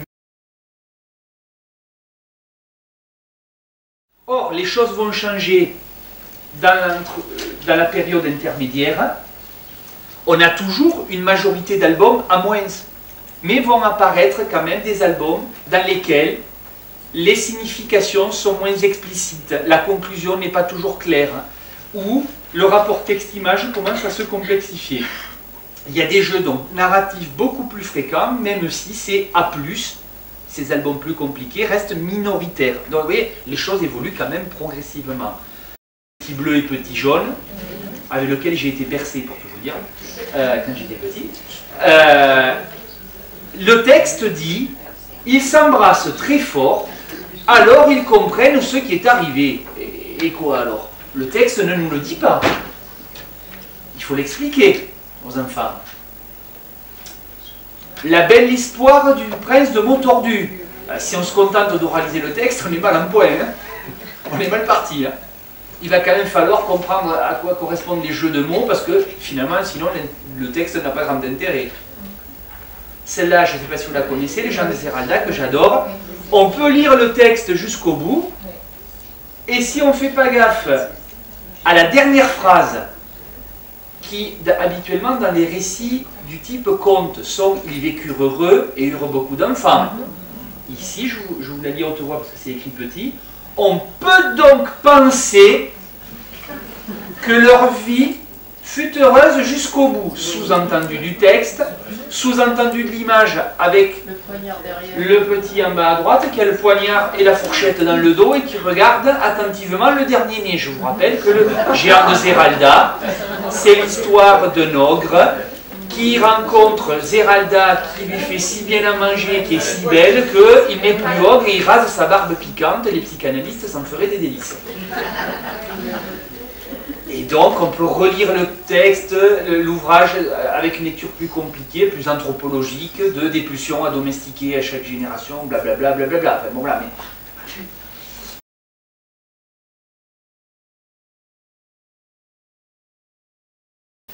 Venons-en à la période la plus récente. Il y a toujours des A- qui sont largement vendus dans les grandes surfaces. Les Dora l'exploratrice, des albums, des petits ours bruns, qui sont destinés aux plus petits, à des âges où je pense qu'il ne faut pas disqualifier. Hein, on peut en faire des lectures très intéressantes, mais ils sont de plus en plus voisins, ils cohabitent avec une production intello de plus en plus nombreuse, de plus en plus fournie, avec finalement les lettres de victoire de la littérature de jeunesse, qui a embauché des auteurs qui ne sont pas seulement des pédagogues, mais des artistes, et qui créent des œuvres. Et des œuvres ne nous disent pas toujours ce qu'il faut comprendre très clairement. Quand on se met devant un Picasso, que j'adore, il ne faut pas s'attendre à ce que la signification nous saute aux yeux si on n'a pas le cartel, pourquoi il l'a composé, quelle était sa période de création. Il faut se creuser la tête. Ben, la littérature de jeunesse va dans ce sens aussi. Formidable, à condition que... Et puis, c'est vrai que pour l'enfant, ça peut être aussi intéressant de se confronter à différents types de textes. Parce que c'est vrai que du côté des littéraires, on reprend l'exemple des petits ours bruns, c'est pas forcément ce qui est valorisé, mais du point de vue du jeune enfant, ce qui est dit dans le texte aussi peut être très intéressant parce que petit ours brun, on prend celui-là, mais il y en a d'autres, hein, Choupi pour les plus petits, il vit des choses que cet enfant-là peut vivre aussi. Quand Choupi prend le train, il se passe exactement quelque chose que cet enfant qui est en train d'entendre la lecture peut aussi vivre au quotidien. Donc ça peut avoir un intérêt aussi pour finalement refaire vivre la réalité dans une fiction. Hein, je revis des choses de mon histoire par d'autres personnages. Ça c'est l'intérêt des livres pour la vie, mais je vais compléter en insistant sur notre côté, je vais le dire dans un instant, mais c'est pareil, c'est l'intérêt des livres pour fermer des lecteurs. Au risque d'être têtu, je vais insister aussi là-dessus. Et je pense que les Choupi et les petits ours bruns sont aussi très utiles à un certain âge, parce que petit ours brun, je ne sais plus quelle est l'histoire, il pleut et tout mouillé, je ne sais plus lequel. Sa mère lui dit, l'orage menace, la pluie menace, mets ton imperméable, petit ours brun n'écoute pas, il sort, il rentre trempé, patatras, il saura s'en souvenir. Il y a une construction de l'étape, cause, conséquence, j'en tire des conclusions qui sont très structurantes d'un certain nombre de récits. Par la suite, les contes, les ruses, pour comprendre que le renard en roule-galette, ou plutôt roule-galette, c'est l'histoire du trompeur trompé, encore faut-il avoir construit la notion de ruse, de mensonge, de sous-entendu, et ces récits Petit ours brun Choupi sont essentiels pour construire ça dans des parcours de lecteurs. Donc quand j'entends parfois, je me chamaille avec des professionnels du livre qui disqualifient, je dis non, vous auriez plutôt à gagner à dire notre boulot ce n'est pas de seulement donner ce que les enfants connaissent déjà, c'est, on va y revenir, de proposer d'autres lectures de ce qu'ils connaissent déjà et d'apporter d'autres types de livres. Voilà. Oui, et puis de quelque chose de complémentaire, voilà, avec plusieurs types de livres et plusieurs types de lecteurs aussi. Alors, les A+, tels qu'ils sont aujourd'hui, finalement, sur tous les critères, c'est le contraire de ce qu'on a vu jusqu'à présent, voilà, je vais aller vite.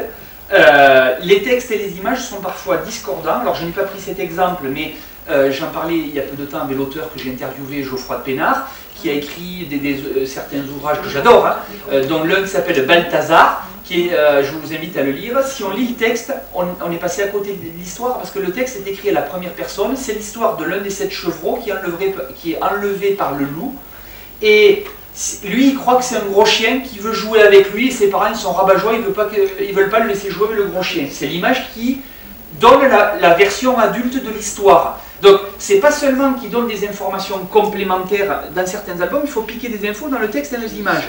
Dans d'autres albums, il faut surtout ne pas croire le texte. Ça va plus loin. Hein. Donc, le lecteur sollicité est un enquêteur sur les sens cachés de l'ouvrage. Et si on a un adulte qui n'est pas en capacité de guider l'enfant vers finalement l'enquête de lecture, ben, on passe à côté du livre. Voilà. On ne peut pas se contenter d'oraliser le texte.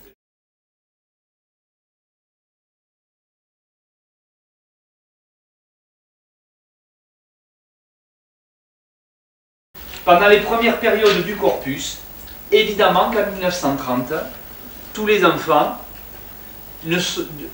qui rencontrent Babar ne sont pas allés au théâtre.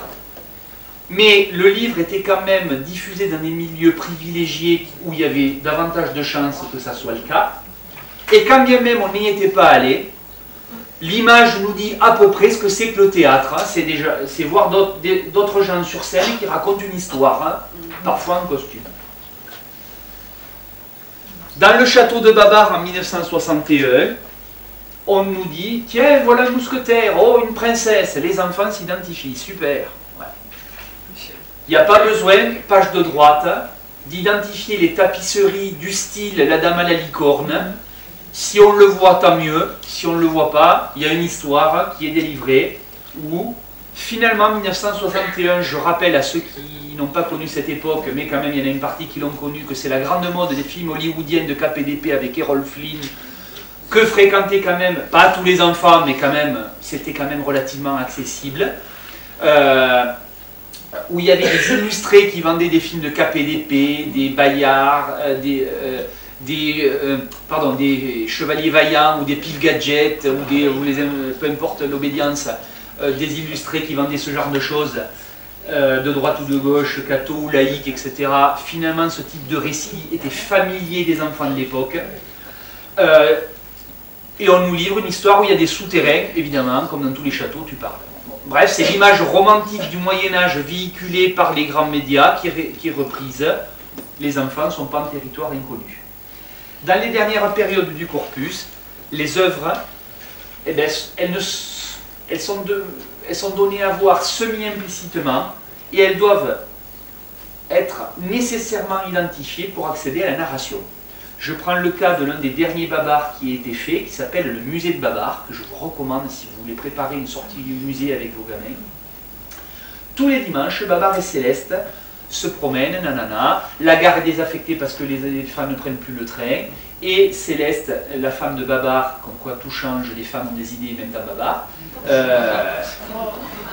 Je vous assure que dans les premiers Babar, les femmes n'ont pas d'idées, c'est pas des blagues, lisez-les.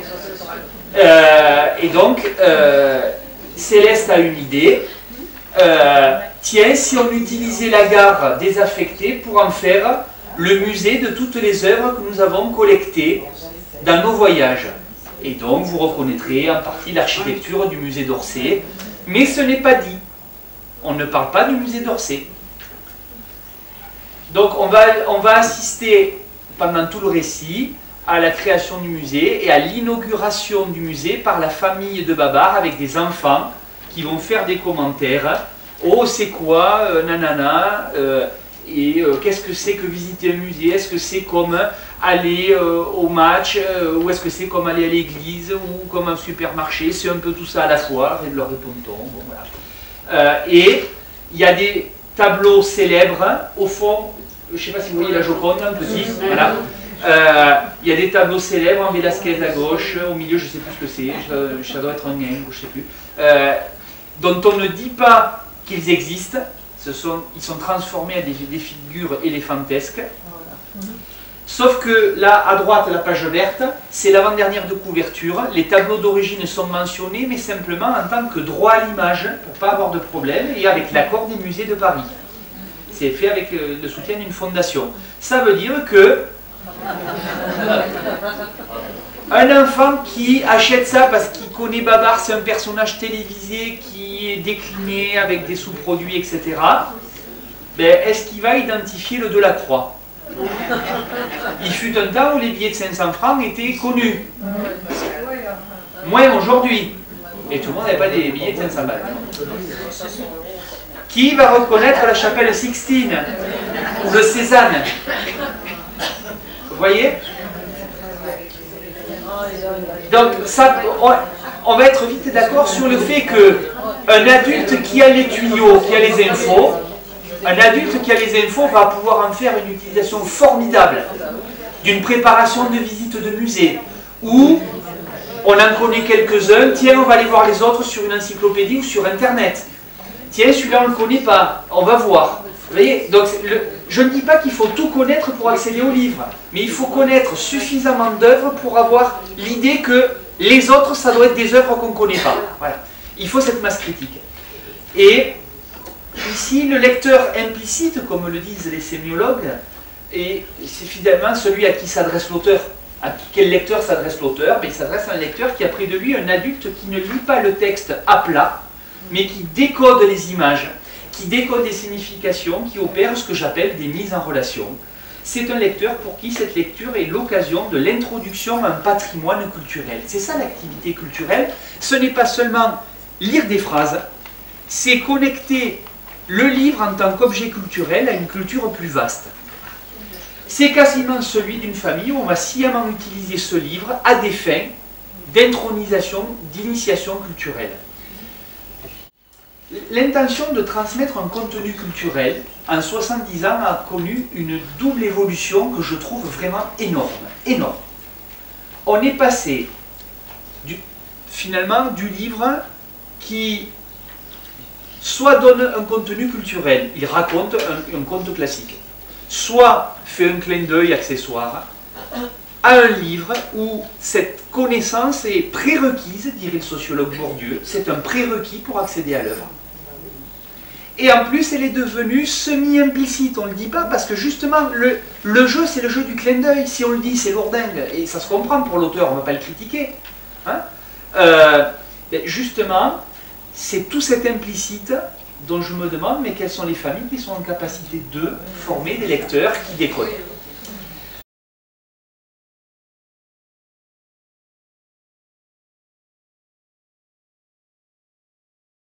Autrefois, on racontait des contes classiques. Basta. On les mettait en album. Des contes ou des fables. On en faisait des histoires. Hein, je n'ai pas besoin de vous dire lesquelles c'est. Le loup et l'agneau, la chèvre de Monsieur Seguin, le loup devenu berger en haut à droite, les trois petits cochons en bas à droite, le loup et l'agneau à gauche, la chèvre et les biquets. Bref, je crois que, moi je dis ça comme ça, je dis il y a une période où le livre a constitué un patrimoine de référence pour les enfants, parce que les fables de La Fontaine n'étaient pas forcément pour les enfants, les contes traditionnels c'était la culture orale que les paysans moyenâgeux se racontaient, c'était pas forcément pour les enfants. On en a fait un patrimoine culturel à destination de l'enfance en le mettant en album, et on a changé de formule entre le gros recueil qui existait avant-guerre à la version livre, un album, une histoire de 7-8 pages. Voilà. Des formules bon marché. On a fabriqué des produits qui disaient un livre, une histoire.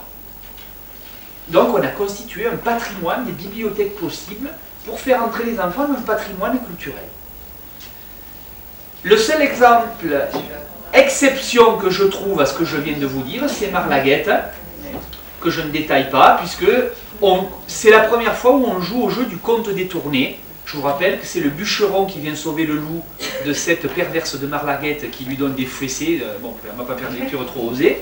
Mais le loup se laisse mourir d'anémie par amour de Marlaguette, qu'il ne veut plus qu'il soit un animal cruel qui mange les autres. Alors, on commence à psychanalyser le loup. Et PCR, c'est Petit Chaperon Rouge. Hein. Le lien avec le Petit Chaperon Rouge, ici, n'est pas nécessaire. Il n'y a pas besoin de connaître l'histoire pour comprendre Marlaguette, même si, bien sûr, ça nous offre une autre lecture. Hein. Entre les deux périodes, on commence à voir la cohabitation d'un loup classique avec un loup détourné, petit loup, qui est à la fois fidèle à son papa et copain avec les petits cochons qui ne veut pas les faire manger. Donc on a deux loups, le vrai et le détourné. Et puis maintenant, alors là, je ne rentre pas dans les détails, parce qu'il y a le loup qui devient copain avec tout le monde, il y a le loup sentimental, il y a le loup qui est un loup, j'adore cet album d'Yvan Pomo qui s'appelle John Chatterton Détective, je vous le recommande, c'est une version du Petit Chaperon Rouge, où on enlève le Petit Chaperon Rouge pour que la maman du Petit Chaperon Rouge apporte son Matisse, qui est le loup bleu sur fond blanc, qui est avec les oiseaux bleus de Matisse, etc. Donc vous reconnaîtrez le loup en produit ménager, là, avec, tout en bois, c'est un peu le Picasso avec la tête de taureau. Enfin, vous vous amuserez quand vous le lirez à reconnaître.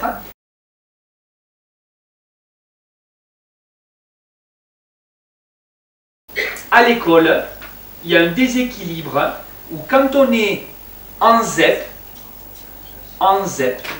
on utilise davantage de A- en dehors du patrimoine. Exemple, La Tétine de Nina, qui est un très chouette album, mais on lit des albums qui parlent du quotidien des enfants, à quoi le livre est utile pour la vie. Mais donc en ZEP, on fait moins les contes patrimoniaux, bref, on fait moins d'utilisation des albums en tant qu'objet littéraire. Parce qu'on a la conviction qu'il y a besoin d'installer du lexique chez les enfants. Or, toutes mes observations dans les milieux populaires montrent que si les familles populaires savent faire une chose en plus de oraliser le texte, c'est identifier les mots compliqués pour leurs enfants et les expliquer. Donc, en ZEP, les enseignants refont ce que les familles font déjà. Cherchez l'erreur. Plus souvent, je ne veux pas généraliser, les pourcentages, il faut les prendre à prudence, ce ne sont que des pourcentages, c'est plus souvent. Hors ZEP, 32% de comptes contre 21% en ZEP. 10% de plus. Il y a égalité sur les albums les plus compliqués en cycle 1, c'est les enfants les plus jeunes, hein, 2-4 ans. Or, on voit qu'en ZEP, on utilise davantage d'albums pour autre chose que la littérature. C'est des albums qui racontent le quotidien des enfants. Quand ils grandissent en cycle 2, on rattrape en ZEP sur les contes, oui, mais pendant ce temps-là, on est passé aux albums plus compliqués. C'est-à-dire il y a des différences dans les familles, mais c'est l'école qui, en fonction de l'image qu'elle a des enfants, crée des inégalités dès le début. Je pense qu'il ne faut pas jeter la pierre aux enseignants, ils n'en sont pas conscients. C'est plutôt la question de leur formation, de les aider quand on travaille avec eux. Il y a des gens de bonne volonté, hein, massivement. Sauf qu'il y a des a priori, dans les familles, il n'y a pas d'album. On va voir que ce n'est pas si vrai dans les familles populaires. Il y a des a priori, oh, dans les familles populaires, on manque de vocabulaire. Oui et non. Parce que dans les familles populaires, quand on lit un livre où il y a un mot compliqué, on l'explique aussi. Donc, il n'y a pas besoin d'utiliser un livre pour faire découvrir à l'enfant qu'on peut apprendre du vocabulaire. Si l'école veut travailler du vocabulaire, autant faire des images et des listes de mots et pas perdre de temps à lire des albums et garder les albums pour faire de la littérature. Comme Orsep. Voilà. Et que c'est à l'école qu'on installe du commun et pas de l'inégal. Sinon, ça pose un problème dans notre République. Je passe. Du coup, ça pose une question, mais d'où on parle avec les enfants. Donc, il y a quand même des différences puisque on lit à des fréquences inégales selon le niveau socioculturel des familles. J'aborde ça avec beaucoup de pincettes et de nuances parce que ce sont des grandes tendances et bien sûr, comme dans toute grande tendance, il y a heureusement des exceptions qui confirment la règle. On trouve des parents de milieux populaires qui lisent beaucoup et des albums très variés, mais ils sont moins fréquents en proportion parmi les familles populaires que ne sont les parents qui ont ce type de pratique parmi les familles plus formées scolairement plus longtemps. Voilà. Oui, donc, et c'est aussi interrogé parce que dans l'étude qu'on a fait nous chez les moins de 3 ans, c'est aussi se sortir de ces stéréotypes parce que c'est souvent aussi des familles cadres très occupées qui ne prennent pas aussi le temps de lire des livres à leurs enfants. Donc c'est aussi prendre un petit peu de distance et pas toujours avoir cette image faussée du monde populaire. Et c'est pour ça qu'il est très important de ne pas s'en tenir seulement à la profession, on va le voir dans un instant, et pas seulement au niveau économique, mais aussi à la question de ce qu'un sociologue comme Bourdieu appelle le capital culturel. C'est-à-dire que moi j'observe de très nettes différences entre les cadres type cadre commercial et cadre technique et les professions artistiques, éducatives. Il y a de très nettes différences à ce sujet. À certains égards, les cadres commerciaux, éducatifs, techniques, notamment du privé qui, effectivement, il y a des questions de temps qui se posent, etc., délèguent ce type de tâches à la nounou, etc. Mais enfin, ils ont aussi quand même les moyens de se payer. Et donc, il y a des différences, c'est des grandes tendances, et donc, pour moi, il y a des dégradés, il y a au moins 4 types de familles, on va y venir. Hein.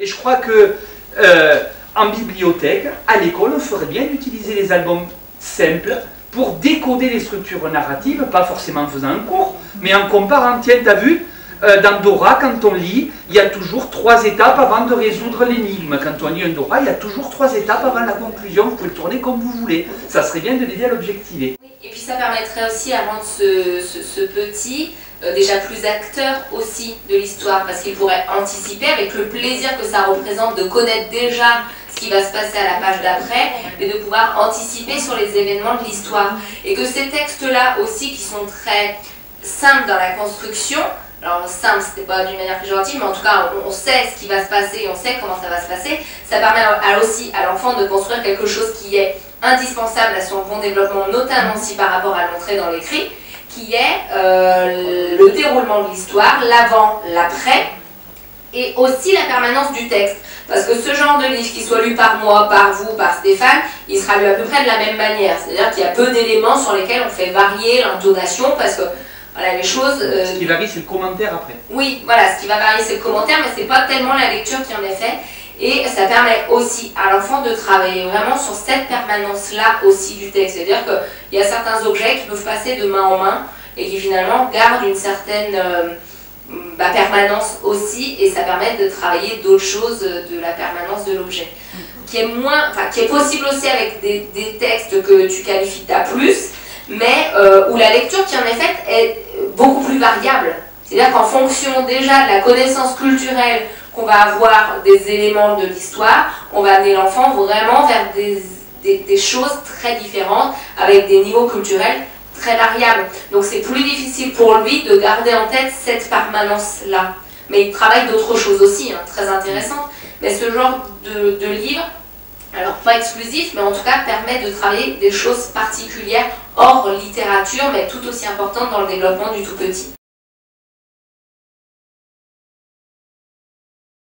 Donc, les deux types d'albums, on va voir, ils sont inégalement présents. Donc une enquête auprès de 107 familles, alors le jargon dit socialement contrasté, je ne sais pas si vous comprenez ce que ça veut dire. Ça veut dire de milieux sociaux et culturels différents, voilà ce que ça veut dire. Voilà. Eh bien, enquête quantitative, ils ont recueilli finalement tout un tas d'informations sur les livres qu'on a codés, je vais y revenir dans un instant. Et ils ont aussi fait des observations de est-ce que les livres sont à disposition des enfants ou est-ce qu'il faut qu'ils les demandent. Finalement, et ensuite un entretien plus qualitatif. Quelle est la taille de la fratrie? Est-ce que vous gardez les livres de l'un pour l'autre?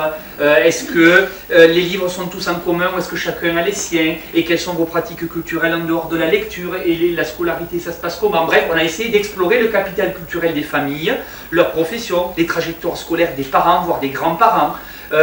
Quelles étaient leurs pratiques culturelles en tant qu'adultes. Donc, je vous fais grâce des détails, on pourra développer si vous voulez. Donc, bien sûr, nous avons enquêté uniquement au domicile de familles qui ont au moins un livre. Parce que si c'est pour constater que ceux qui n'en ont pas n'en ont pas, bon voilà. Il y a d'autres enquêtes qui existent pour dire quelles sont les familles qui ont ou pas des livres. Mais comme on ne sait jamais, une fois qu'on a cette information, quel est le type de livre dont il s'agit, je me suis consacré à ça avec les étudiants. Ça va de 3 livres chez un gamin qui est le cadet de la famille, à 300 livres chez le gamin qui est l'aîné de la famille. Je ne sais pas si vous mesurez, parce que c'est 300 livres chez un gamin qui est l'aîné. Et les parents, mais là c'est un peu un prototype, parce qu'il a une maman qui a été... ses 2 parents travaillent dans le cinéma, elle était monteuse de cinéma et le papa était spécialiste effets spéciaux. Sa maman a arrêté de travailler pour être bénévole dans une école d'éducation nouvelle type Manoni machin. Une mamie était institutrice maternelle et l'autre mamie était bibliothécaire jeunesse. Donc là, une fois que j'ai dit que les inégalités n'étaient pas seulement en présence-absence, je nuance en disant attention, la quantité ça joue quand même, hein, dans la variété. Hein, on a aussi demandé s'ils allaient à la bibliothèque. Hein, j'y reviens. Alors, et on a analysé plus des 5000 albums recensés. On les a codés un par un sur est-ce qu'il y a ces A+, sur le plan rapport texte-image, sur le plan avec la conclusion, etc. On les a codés avec plein d'indicateurs. Dans les familles populaires, on a principalement, parfois exclusivement, mais pas toujours, des A-. Ce qui est très intéressant, c'est de voir que quand il y a des A+ en famille populaire, presque toujours, l'interview des parents et des enfants révèle que cet album A+, au départ, ce n'est pas tout à fait un choix de la famille. C'est un album que l'enfant a découvert auprès d'un bénévole, auprès d'un animateur de centre loisirs, auprès de l'école, auprès de la médiathèque, et qu'il a réclamé à ses parents « Je veux un Claude Ponty, je veux un ceci, cela ». Je veux un Geoffroy... Il ne dit pas un Geoffroy Pénard, il dit « Je veux le loup est revenu ». C'est l'histoire qui prime chez les familles populaires plus que l'auteur. Et donc, ou alors que l'Institut a encouragé la famille à s'abonner à un fameux abonnement pour lequel je ne vais pas encore faire de la pub. Donc, ou que la maman a participé au club, à la médiathèque vers lequel on poussait les familles de travailleurs sociaux et qu'elle a découvert un type d'album, tiens il était sympa, j'en avais jamais entendu parler et hop on l'a acquis pour la maison. Il n'y en a pas 50, mais on voit bien que le travail des professionnels et des bénévoles du livre n'est pas sans effet, y compris sur la diversité de la composition de la bibliothèque domestique. Dans les familles cultivées, il y a une répartition de A+ et de A-. Nous avons dû, je vous l'assure, insister pour recueillir l'entièreté de la bibliothèque. Parce que dans bon nombre de familles d'intello, on nous a dit « Je vous ai fait une sélection ». Il n'y avait pas de tchoupi dans la sélection. On nous avait mis que des livres intello. Mais en allant farfouiller dans la chambre des enfants, eh bien, on se rend compte qu'il y a un équilibre qui permet finalement une diversité, je ne sais pas si un équilibre, mais en tout cas il y a aussi bien des A+, des A-, des A- de factures très diverses, qui permet de fait de familiariser les enfants avec une diversité de types de livres, je vais y revenir. Par exemple, à droite, on a une liste complète dans une famille où le papa est serveur dans un hôtel, la maman est femme de ménage, aucun des deux n'a été vraiment à l'école parce qu'ils sont issus d'une immigration récente depuis un pays où l'alphabétisation n'était pas vraiment assurée, et ils ont l'usage en tant que parents d'un seul livre qui est un livre religieux. Ils ont 6 enfants, celui qui fait partie de notre enquête est le dernier, il est scolarisé en CP comme vous pouvez le voir. Les livres sont à la disposition de l'enfant, vous n'y voyez rien, donc je vous le dis. Et ils se trouvent dans la chambre des parents ou celle des autres frères et sœurs, ils se trouvent un peu partout dans la maison, ils ne sont pas rangés à un endroit spécifique. Voilà. Et ils ont 4 livres, le livre de la jungle Disney, je crois que le deuxième c'est pas écrit, c'est Mimi Cracra. Le troisième, c'est Les bons amis du Père Castor, je ne sais pas comment il est arrivé là, je ne me rappelle plus. Et Cornefol d'Elsbieta, qui est, voilà, je ne me rappelle plus l'entretien. Donc ils ont 4 albums, 0 revue. À côté, nous avons un entretien recueilli par Sarah, qui est au fond de la salle, quand elle était étudiante en licence, où les parents sont enseignants-chercheurs tous les deux. Il y a 189 albums et une série de revues Pomme d'Api, Wapiti, dont 116, 4, 36, 27, des A+, des A-, dans une variété voilà, très différente.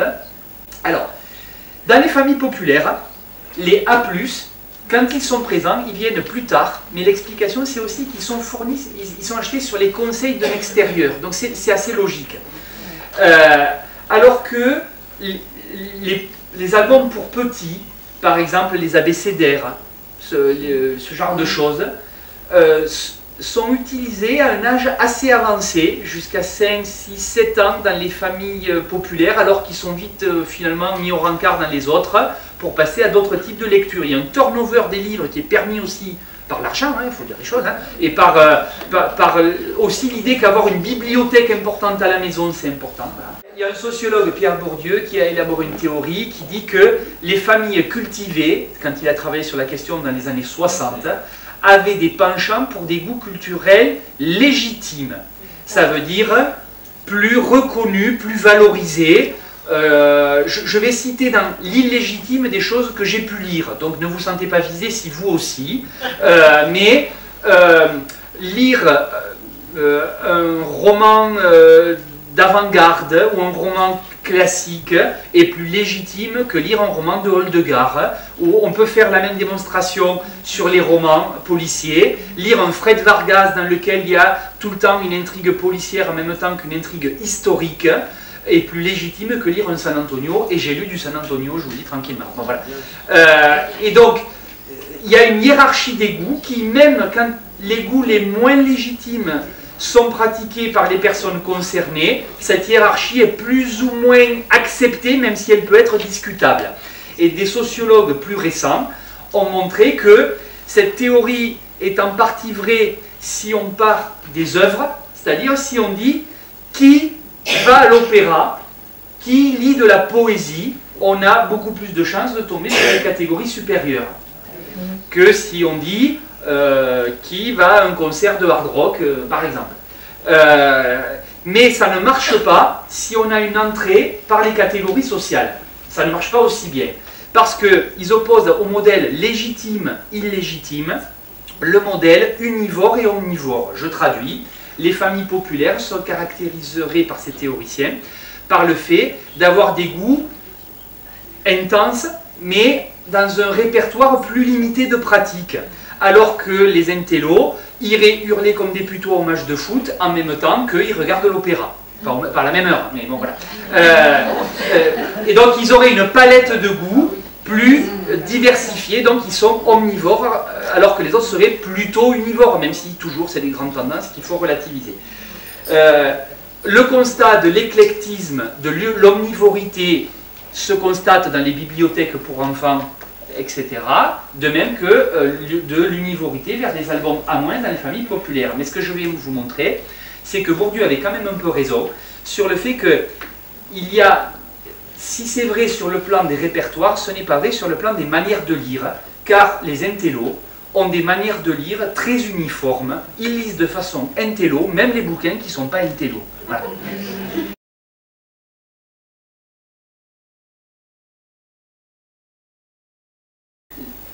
Les familles populaires, eh bien, elles tiennent davantage compte exclusivement du goût de l'enfant. C'est un raisonnement très cohérent de leur point de vue. Pour elles, l'essentiel, c'est qu'ils lisent. C'est qu'ils veuillent lire. Donc on ne va pas, comme dit le dicton populaire, attraper les mouches avec du vinaigre. On va lui donner ce qui lui plaît comme histoire, et donc on va faire passer le livre grâce au personnage et à l'histoire. Personnage médiatique Choupi, personnage médiatique Flash McQueen, le héros de Disney, là, la voiture rouge qui va très vite. Personnage médiatique Hello Kitty, il n'y a pas de jeu de mots avec ton nom de famille, ou Charlotte aux fraises ou Dora l'exploratrice. On va là-dessus, on va sur ces produits, du moment que le gamin il tourne les pages et qu'il est content de passer un moment à lire, on est pour. Oui, mais on est dans une optique du coup de réitération des goûts et peut-être d'avoir moins en tête l'idée d'offrir de nouveaux horizons culturels. On est, sans le savoir, dans une pratique qui va faire fréquenter des types de récits dont la structure narrative est très stéréotypée.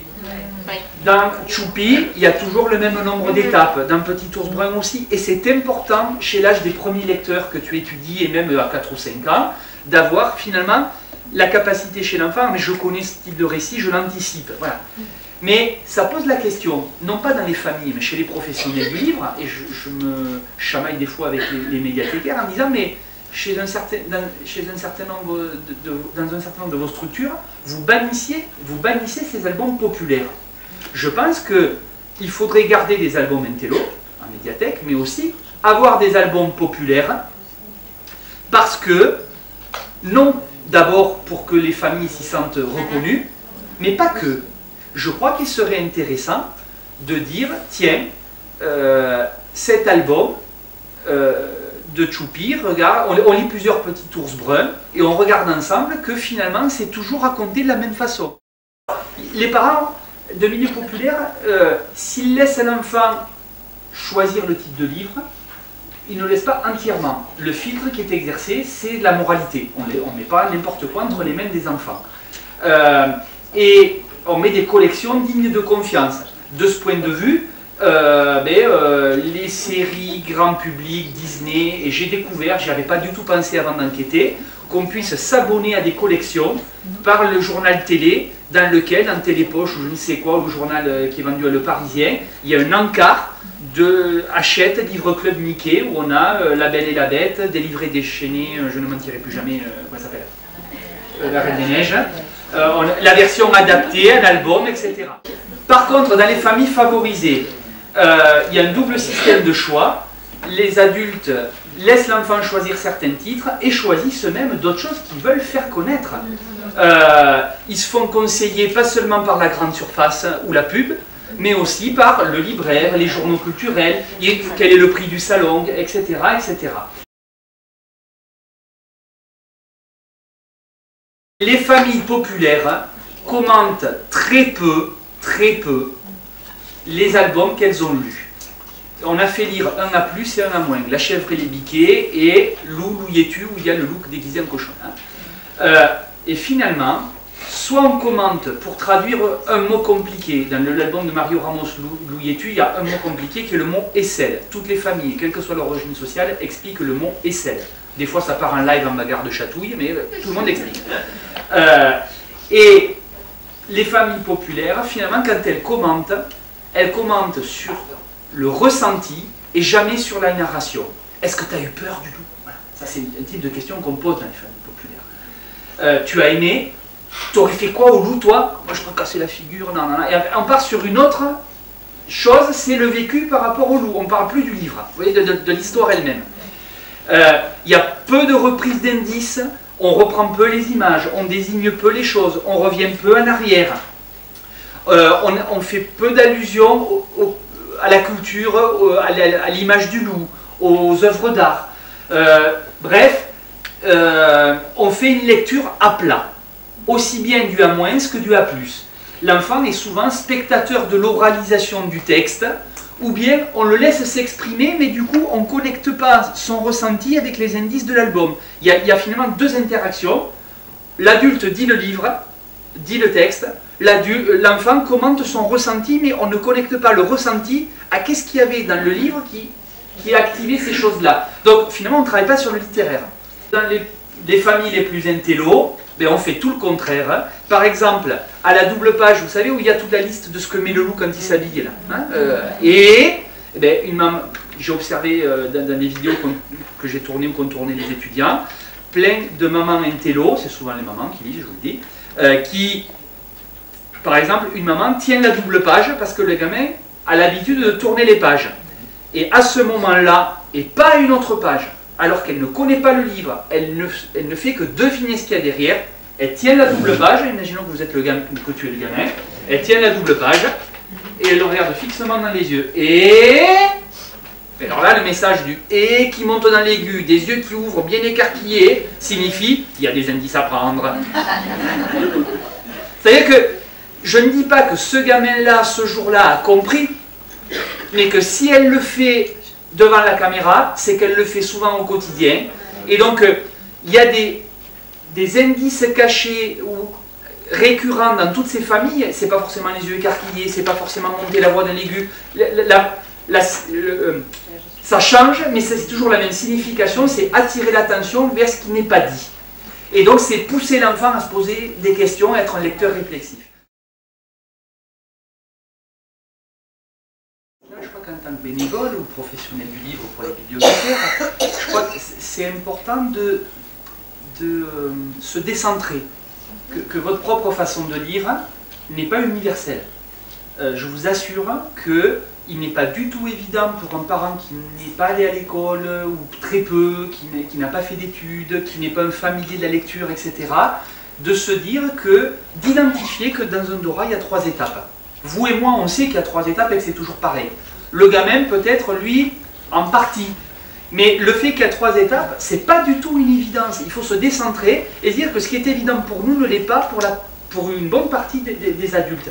Et donc, on peut avoir cette lecture différente des parents à partir d'un même type de livre. C'est vraiment un apport, quoi, hein, voilà. Il n'y a pas à attendre de toutes les familles qu'elles sachent le faire. Les parents ont appris à le faire dans leur trajectoire culturelle. Conclusion, si on n'attend pas que les familles le fassent, qui le fait ?